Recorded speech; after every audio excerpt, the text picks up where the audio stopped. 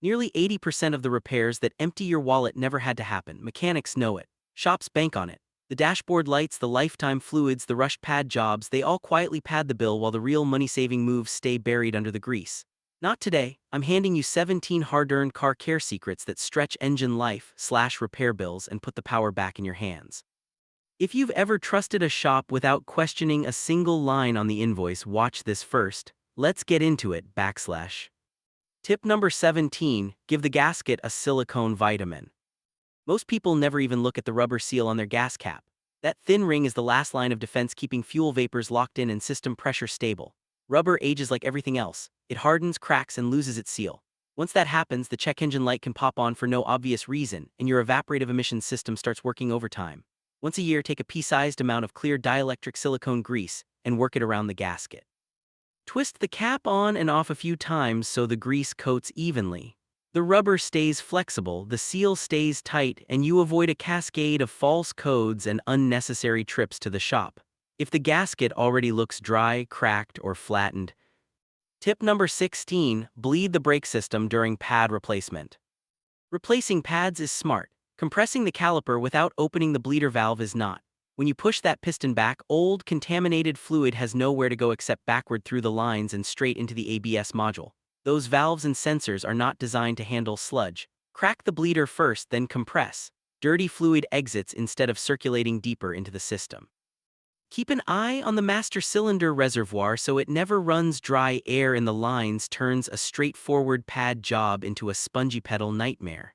Done right, you get cleaner fluid, better pedal feel. Tip number 15, use an OBD2 scanner. That orange check engine light does not have to mean a $150 diagnostic fee and a day without your car. Every vehicle built since 1996 has an OBD2 port under the dash. Plug in a basic scanner, turn the key, and the car tells you exactly what's wrong: misfire, oxygen sensor, loose gas cap, whatever it is. Many scanners now pair with your phone and translate the codes into plain English. You walk into any shop already knowing the problem. Tip number 14, reset the maintenance required light. That maintenance required message is almost never an emergency.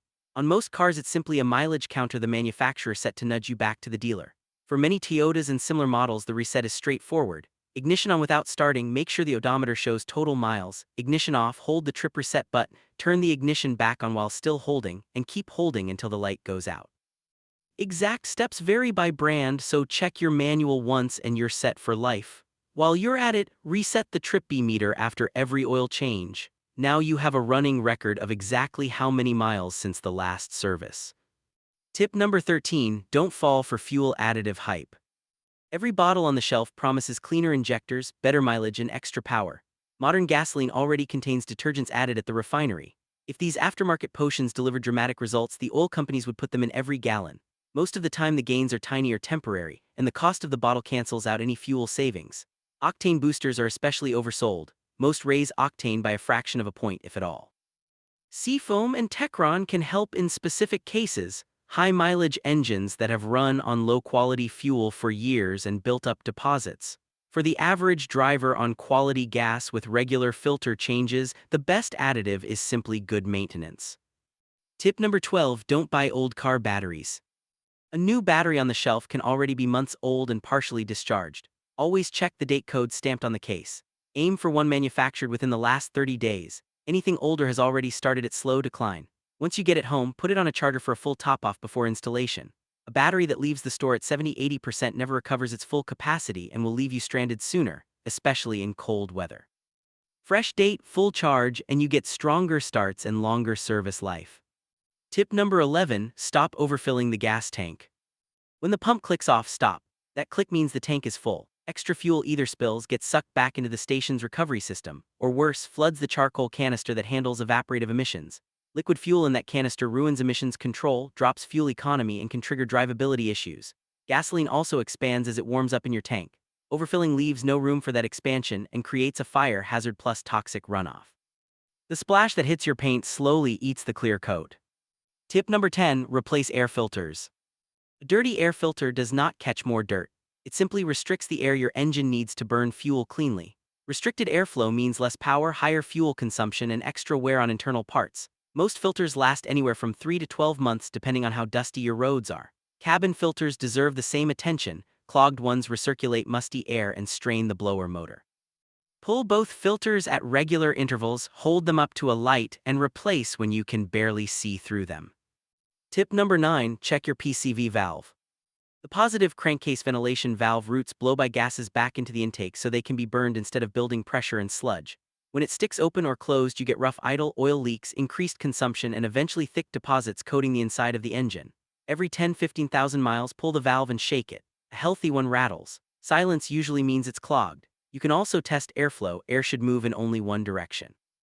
Replacements cost $20 to $40 and take minutes. Tip number 8, squeeze more performance from your spark plugs. Spark plugs ignite the mixture that actually moves the car. Weak or fouled plugs mean incomplete combustion, hard starts, sluggish acceleration, and wasted fuel.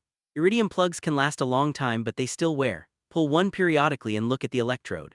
Black soot, heavy carbon, or a worn center electrode means it's time for a fresh set.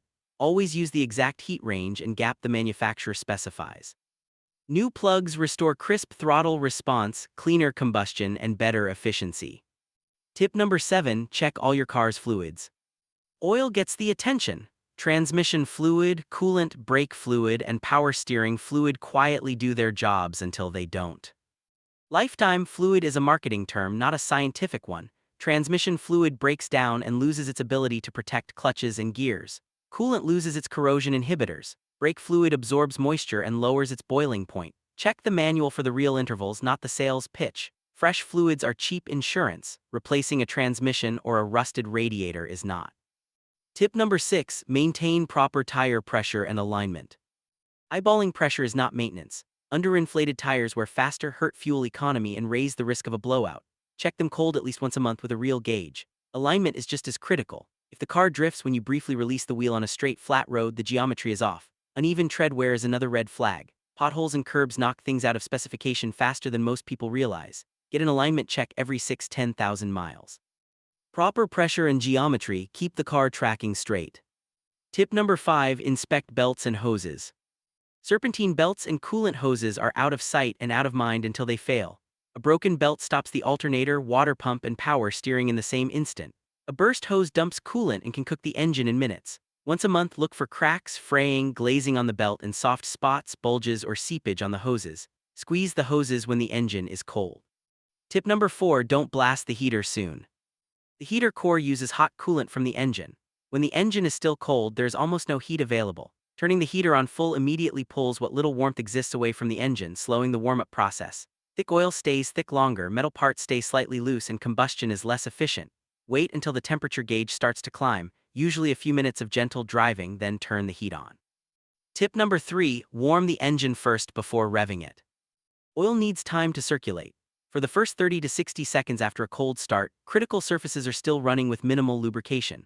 Flooring the throttle in that window creates metal-to-metal contact that accelerates wear on bearings, piston rings, and cam lobes. Let the engine idle or drive gently until oil pressure stabilizes and the oil starts to thin. If you hear ticking or tapping right after startup. Tip number 2, normalize long trips compared to short trips. Every cold start creates condensation inside the crankcase. On a short drive, the engine never gets hot enough to boil that moisture out of the oil. Water mixes with combustion byproducts and forms acids that attack bearings, rings, and seals. The oil also stays too thick to circulate properly. Whenever possible, combine errands or take the longer route so the engine reaches full temperature and stays there for at least 10 to 15 minutes. Heat is what lets the oil do its job. Tip number 1, plan for seasonal swings. Cold weather thickens oil, saps battery strength, and drops tire pressure. Switch to the viscosity recommended for winter, often a 0W or 5W grade, so the oil flows quickly on cold starts. Test the battery before the first hard freeze. In summer, the opposite happens. Heat thins oil and stresses the cooling system. A slightly heavier viscosity can help in extreme heat. Keep an emergency kit year-round: jumper cables, flashlight, water, blanket, basic tools. Your car experiences the same temperature extremes you do. A few seasonal adjustments keep it reliable when conditions are at their worst. You now have the moves that keep money in your pocket and the car on the road instead of in the shop. Some mechanics stay quiet about these things, others go further. If you want the full list of the tricks and padded invoices that still catch even careful owners, watch the next video. 17 Scams Your Car Mechanic Doesn't Want You to Know.